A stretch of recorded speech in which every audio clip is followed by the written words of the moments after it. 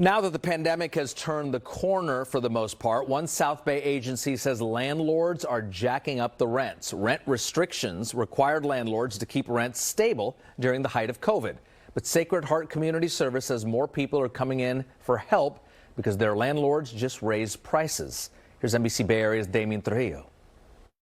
Sacred Heart says rent increases are putting some people on the verge of homelessness.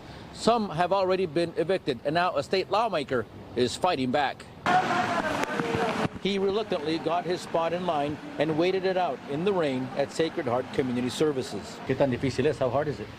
No, sí es muy difícil porque se tiene uno que... Hugo Garcia says he had to cut back on groceries to afford his rent, so he came to Sacred Heart for a food box. The agency says it's seen a lot more traffic lately, especially people looking for rental assistance because the landlord either raised their rent or flat out evicted them. We're seeing record numbers of evictions that are actually happening, right now. Things slowed down a little bit during the pandemic because of legal protections that were put in place, during that time. But we're actually seeing a lot of people being displaced. So you're barely getting by. Yeah. And that's State Assemblyman Alex Lee from San Jose.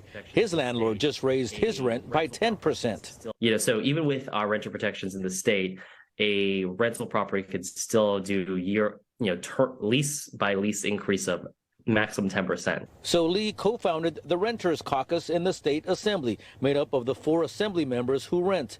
Together, he says they'll form a legislative coalition to protect and enhance renters' rights, something he says is lacking in Sacramento right now.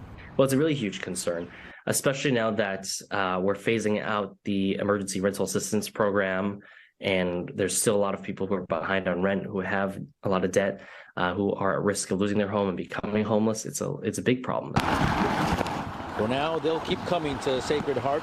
For many, this is their last hope before potentially ending up on the streets. In San Jose, Damian Trujillo, NBC Bay Area News.